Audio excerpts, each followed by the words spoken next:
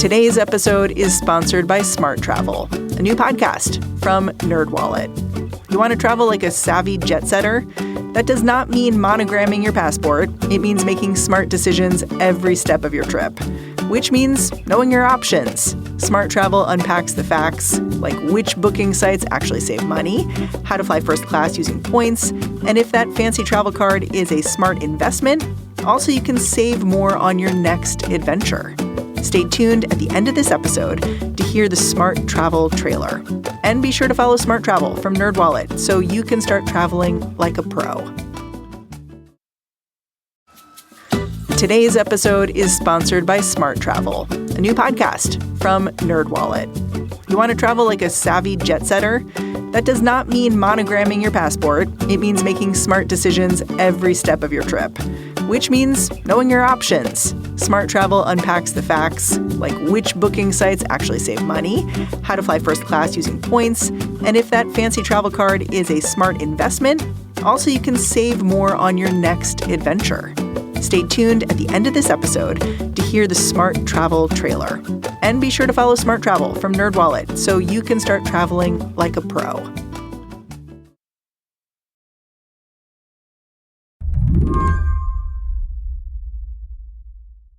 Two months in, if I had to sum up Donald Trump's approach to governing, I know exactly how I'd do it. I'd say in his second term, this president is not just using money as a tool. He's using it as a weapon. You can see this philosophy playing out internationally as the administration considers aid to Ukraine or tariffs over Mexico. Domestically, officials are threatening money for subways and farms and clean energy projects. And then there are the universities. Happening right now, the Trump administration says it is pausing more than $100 million in federal funding for the University of Pennsylvania. The government warned Columbia earlier this week that it was reviewing its federal contracts, citing potential violations to the Civil Rights Act. At stake, a lot of money. Ivy League schools get hundreds of millions of federal dollars. Columbia University specifically could lose about 1/4 of the federal funding it receives unless the school changes some key policies. It's all happening so quickly, and I wanted to understand how. So I called up someone who would know. How much does a university rely on federal funding? Tremendously, yeah. I mean, let's say out of a budget of $5 to $7 billion, it will be well over $1 billion of that. For decades, Lee Bollinger was the president of Columbia University, one of the research institutions at the center of all this. He does not speak for them anymore, but he's got all kinds of thoughts on the fact that the Trump administration held back $400 million worth of funding until Columbia agreed to fix what the administration called an anti-Semitism problem on campus. When I got him on the phone, there'd already been rumbling that Columbia was considering compromising here. By Friday afternoon, the university had reportedly conceded to the Trump administration's requests. They were going to ban masks on campus, empower school safety officers to do more to arrest students, and restructure the Middle East Studies Department. This was not the path that Bollinger himself would have chosen. I think there's a grave concern and a real fear that the government's tactics of trying to use the leverage of funding for science and medical research and financial aid, which has been the cornerstone of the creation of the modern American university, which is incredibly successful, that's in jeopardy. So there really is a very, very profound fear that this will change American higher education.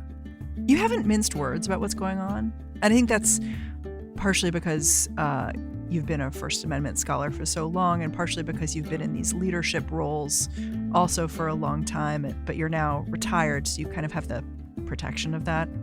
You told the Chronicle of Higher Education that the actions of the Trump administration represent a turn toward tyranny. I gotta ask though, why am I hearing so few active school administrators and professors speaking in this way? Well, I think that, people are stunned. I think they are still in the stage of trying to figure out what does this really mean and how should we talk about it. And maybe if we're just quiet enough, it'll go away. I think that's always a kind of opening strategy when you are under very, very serious attack. Today on the show, a different idea for how to meet this moment from someone who would know. I'm Mary Harris. You're listening to What Next? Stick around.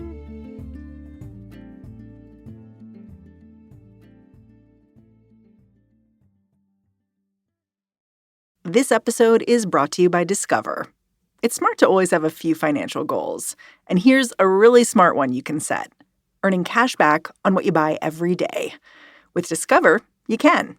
Get this. Discover automatically matches all the cash back you've earned at the end of your first year.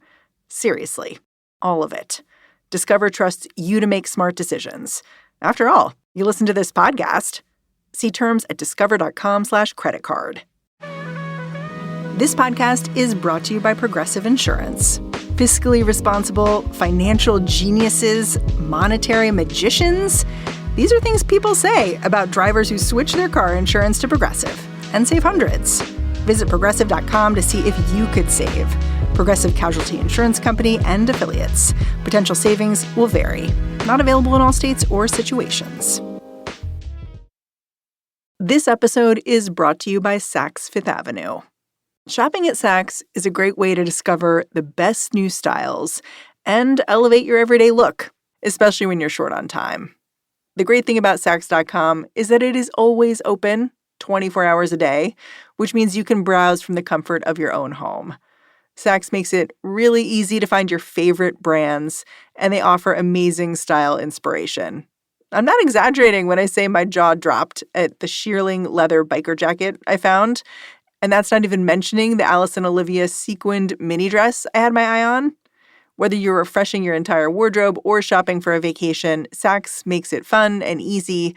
So if you're looking for a fun, effortless shopping experience and you want to elevate your personal style, head on over to Saks. That's Saks.com for everyday inspiration. I wanted to speak with Lee Bollinger, not just because he led Columbia University for decades, and University of Michigan before that, but because of his standing in higher education. His legacy as a university leader is not uncomplicated, but he did lead Columbia for more than 20 years. It's the longest tenure in the Ivy League. That record also makes him a target. A writer at the conservative American Enterprise Institute has called Bollinger the worst college leader of the 21st century, and suggested he be indicted over a scandal about Columbia's place in the U.S. News and World Report rankings. Perhaps college presidents should learn a valuable lesson from the sight of him in an orange jumpsuit, the report concludes. Bollinger himself seems as surprised as anyone by language like that. Why you? Well, of course, something like that is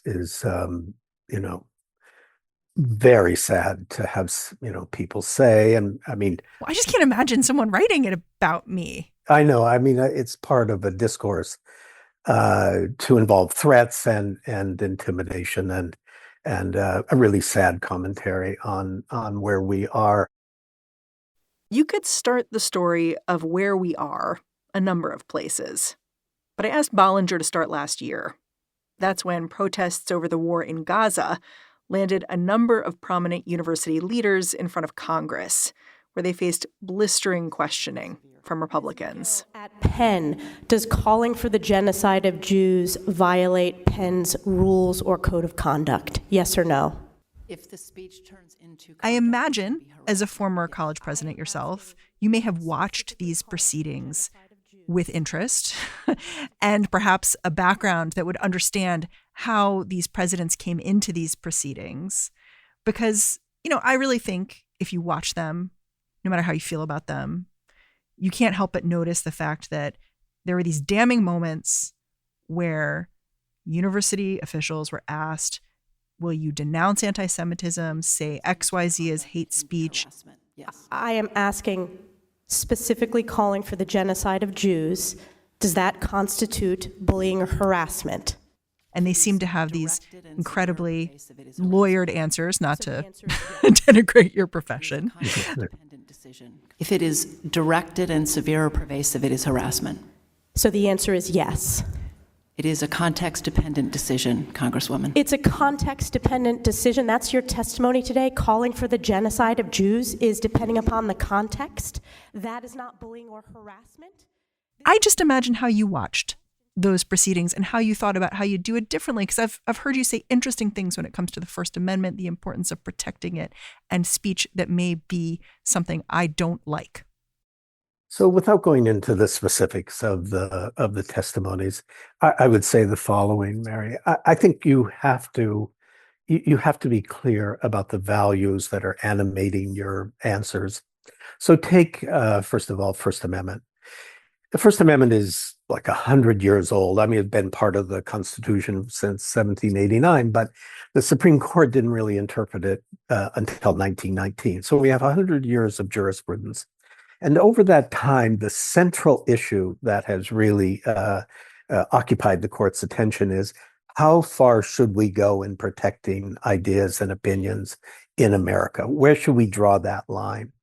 And the line that has been drawn over the past 80 years has been, we will allow people to speak and protect their rights no matter how offensive, how dangerous, how much harms are caused by the speech, until it's at the point where it's about to turn into illegal action. It has to be imminent, the action. And that means, as a practical matter, in the 1960s, the major case that set the standard involved a Klan rally in Ohio, where the group of Klan members said that they were going to take revenge against African Americans and Jews and brandishing rifles. And the Supreme Court said, no imminent harm that we can see or that the government has proven, and therefore it's protected. That is so much further than the majority of the speech we saw on college campuses last year. That is right. And of course, the neo-Nazis who wanted to march in Skokie, Illinois in the late 70s, a suburb of Chicago that had 4,000 survivors of concentration camps from World War II, and half the population was Jewish. And that's why the neo-Nazi group wanted to march there. And the courts held this is protected by the First Amendment. There's no imminent movement from speech into action. So we have lots of cases like this, and we have a very, very strong set of protections for speech. And we're the only country in the world that has that. I mean, if you go to Europe, hate speech is not protected. If you go to Canada, there's a similar statement. Do you think that university administrators could have done a better job articulating that? I absolutely do. Maybe you can tell from this exchange. Lee Bollinger's subject matter expertise is the First Amendment. It's part of the reason he's so galled by what's happening with university funding right now.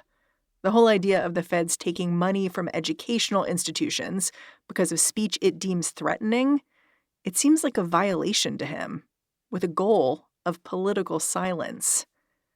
Bollinger suggested that in this moment, courts could serve as a backstop to federal decision-making that, in his opinion, goes too far. And he has not shied away from a constitutional fight in the past. Back when he helmed the University of Michigan, Bollinger went all the way to the Supreme Court to defend its affirmative action policy. And he won. The United States Supreme Court issued a pair of affirmative action rulings today, the first major clarification of this controversial issue in a generation. The case here involved a white woman, Barbara Grutter, who was rejected from Michigan's law school. In one case, the Supreme Court found the University of Michigan's law school admission policies were legal and key to creating a diverse student body. But in 2023, of course, a new ruling overturned the ones that came before. A landmark decision from a bitterly divided Supreme Court, rejecting the use of race as we know it in college admissions. Chief Justice John Roberts. We won in the Supreme Court and established the first precedent in the Supreme Court for universities to be able to take race into account to establish a diverse student body. And then, as you also say, in the last year that I served as president at Columbia, the Supreme Court struck that down, not completely, but I think tacitly made it much, much more difficult for universities. So there's been a lot of controversy about this over the last 50 years. I was going to say, it's interesting to think about that case, because I know you've talked about how in this moment you see courts as a real backstop. And that's not the lesson I take from your experience with affirmative action. The lesson I take from your experience with affirmative action is you won briefly, and then a lot of what you won was lost. And it feels like courts were not a backstop. So I think in this case, several things happened. In the case of affirmative action, it really began in the 1970s at universities, growing out of Brown versus Board of Education in 1954, and the tremendous effort to overcome segregation and invidious discrimination against African Americans. And when universities looked at their student bodies and their faculties in the mid-70s, they basically saw white men. And they knew that that was really not what the society was trying to achieve, a much more integrated society, more open to all groups, women, African Americans, Hispanic, Native Americans. And the Supreme Court wrestled with this in a famous case called Bakke. Justice Powell wrote the key opinion in which he said, I think sadly, that you could have affirmative action, but you had to talk about it only in terms of the benefits of education from having diverse populations. You could not talk about it in terms of achieving racial justice in the society. And yet I think racial justice was really the critical component. So from there, all the way through when my case succeeded in the Supreme Court, we were always talking properly about the rationale of educational benefits of diversity. But you felt hobbled by that. That's right.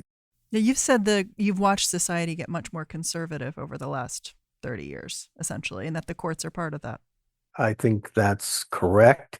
But I think it's also, there's partly a forgetting of the past. That there's not the sense of immediacy of the tremendous fight for civil rights in America and the achievements that were associated with that still need to be worked on. I mean, that's the tragedy of it, in my view. By the time the case from Harvard and the University of North Carolina came along, the society had changed. There was much more disagreement about questions of vulnerable minority groups and the extensions of that concept of equality to other groups. George Floyd had happened. There was a lot of anger in the society. It created this DEI, which is now, such an object of vilification. I think there were extremes in that moment. And by the time of the Supreme Court case, there was a different constituency, a different court, a different majority. I mean, there are two things I take from that, which is like the judicial process takes a long time. And also that it can hinge on these sort of slivers of decisions. And that can box you in when you're relying on a court to uphold a fundamental value. Right. But I think, I respect that process. I do think that at the end of the day, there is a process at work in the judicial system. It is a process I respect enormously. I've spent my life in it. Yeah. I mean, I think some would hear that and think like, well, does that mean if you say it nicely, then the disintegration of civil rights is somehow okay, or we should respect it? No, I don't think that. I mean, I think there is an opposing view, let's say, about affirmative action that does respect civil rights. So, for example, one of the most powerful arguments against my position, I think, has been the 14th Amendment was adopted after the Civil War. It was to end discrimination. If you're going to have a society that is committed to not taking race into account because of all its deleterious consequences for African Americans, we can't make an exception to that and allow some use of race for good purposes without undermining the strict rule we're trying to get to stop people from taking race into account. I respect that argument. I think that's part of what Justice Roberts, who, of course, wrote the opinion, has in his mind. I disagree with it, but I do respect it.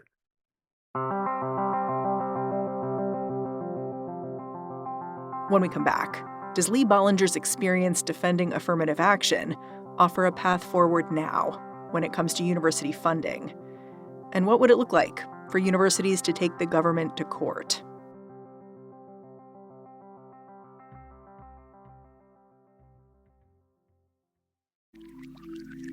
Missions to Mars, driverless cars, AI chatbots. Feels like we're already living in the future. Well, Robinhood is built for the future of trading. Robinhood's intuitive design makes trading seamless. On Robinhood, traders have access to popular stocks and ETFs 24 hours a day, 5 days a week, so you can keep up with today's fast-paced markets. Spot opportunities and take control of your trades with tools like screeners, simulated returns, and strategy builder. You can now even trade your favorite assets all in one place. Robinhood offers competitive pricing with commission-free trades on stock and ETF options and some of the lowest margin rates among leading brokerages. The future of trading is fast, powerful, and precise. Experience it now on Robinhood. Sign up today. Investing is risky. Robinhood Financial LLC, member SIPC, is a registered broker-dealer. Trading during extended hours involves additional risks. Other fees may apply. This episode is brought to you by Saks Fifth Avenue. Shopping at Saks is a great way to discover the best new styles and elevate your everyday look, especially when you're short on time. The great thing about Saks.com is that it is always open 24 hours a day, which means you can browse from the comfort of your own home. Saks makes it really easy to find your favorite brands, and they offer amazing style inspiration. I'm not exaggerating when I say my jaw dropped at the shearling leather biker jacket I found, and that's not even mentioning the Alice and Olivia sequined mini dress I had my eye on. Whether you're refreshing your entire wardrobe or shopping for a vacation, Saks makes it fun and easy. So if you're looking for a fun, effortless shopping experience and you want to elevate your personal style, head on over to Saks. That's Saks.com for everyday inspiration. When Lee Bollinger looks around, he can see how all over the country, universities are getting tied up in battles over who can say what and how. For the moment, Columbia officials have decided negotiation is the best way for them to preserve their access to federal dollars. But there are also state-by-state fights that are going to get more complicated to resolve. Republicans in Utah have put forward a bill that would outlaw pride flags at public schools and on government property.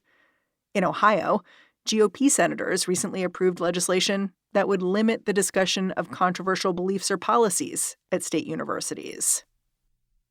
When I think about this moment for higher education and what it requires, I think about solidarity.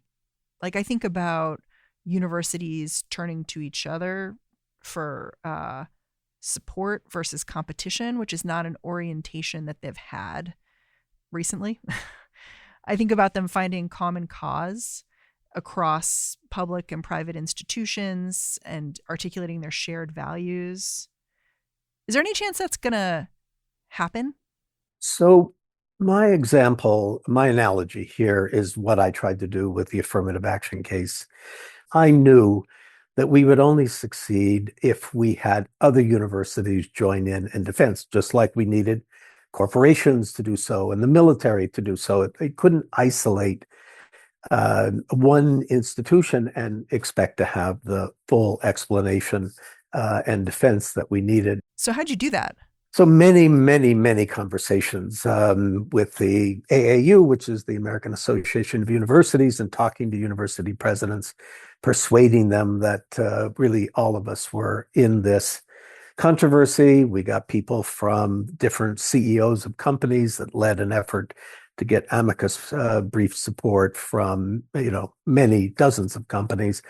Got the military people connected to the military academies to say how important affirmative action was to the military, national security. And you build this up It is a fact of life that whenever somebody is a target, other people are reluctant to join. I mean, there's a real collective action problem. Yeah, you just want to kind of cut them off from the herd. That's right. And so you have to really make an effort to overcome that and to organize. That effort, I think, is beginning to be underway. I can feel it happening, and I think it will happen, but it's taking a little longer than I would like at the moment. It seems so much harder in this circumstance because it's not just a kind of how do you admit students question. It's I'm taking your money right now. I think it's a matter of articulating the value of universities and the importance of respecting their integrity and the role that they play in the bedrock of American institutions. So that's a part of it. So you're a lawyer. If you're designing the case here, is the case that the government itself is threatening free speech with these kind of funding threats? Yes, absolutely.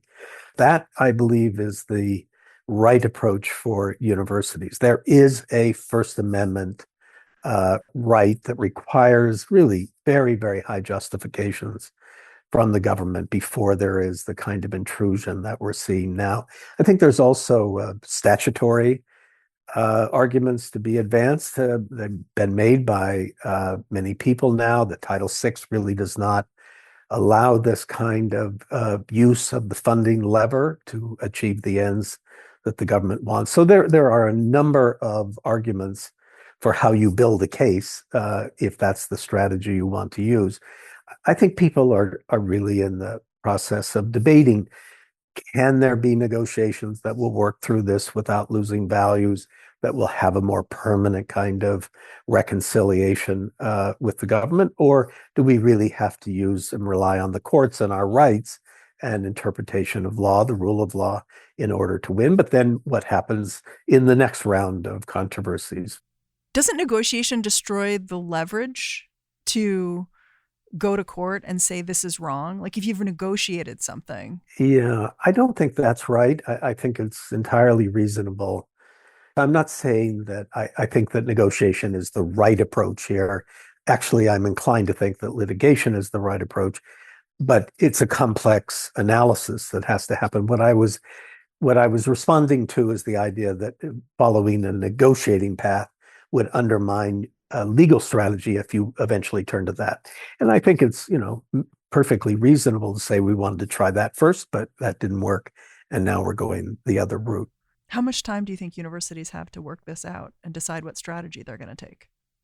Really depends on the government. I mean, it really depends upon how much they are intent on achieving the goals that they're stating without intruding into academic freedom, which would be a firestorm. And how much do they really want to do more? I mean, there's talk of, destroying universities, which is just abhorrent to think about that. But, it will really depend upon the attitude of the government and what they are hoping to achieve. Given your experience with affirmative action, are you a little queasy about relying on the courts here? I guess I would say, I think the arguments here are very strong. The First Amendment arguments. The First Amendment, but also the textual, the analysis of Title VI and other laws that the government might be relying on. I think those arguments are very strong. So I would be very optimistic about succeeding in that way. I just don't know yet, what posture the courts will take in this new environment. Everybody, I think, is asking the question, whether you're in the administration, whether you're in the Congress, whether you're in the military or the law firms or the press, and just how far will this transformation of power in the United States go? Where will it end? Because the power of the government can be overwhelming to a democracy. And, most people, I believe, they're determined not to allow a democracy that we've so cherished and built up to be deeply threatened. But if that is the course, then it just becomes more and more serious, and the responses have to be equally serious. Lee Bollinger, I'm really grateful for your time. Thank you, Mary, very much. A pleasure. Lee Bollinger is President Emeritus of Columbia University. And that's our show. What Next is produced by Rob Gunther, Anna Phillips, Elena Schwartz, Paige Osburn, Ethan Oberman, and Madeline Ducharme. Ben Richmond is the Senior Director of Podcast Operations at Slate. We are led by Hillary Fry. I'm Mary Harris. You can go track me down on Blue Sky. I'm at Mary Harris. Thanks for listening. Catch you back here next time.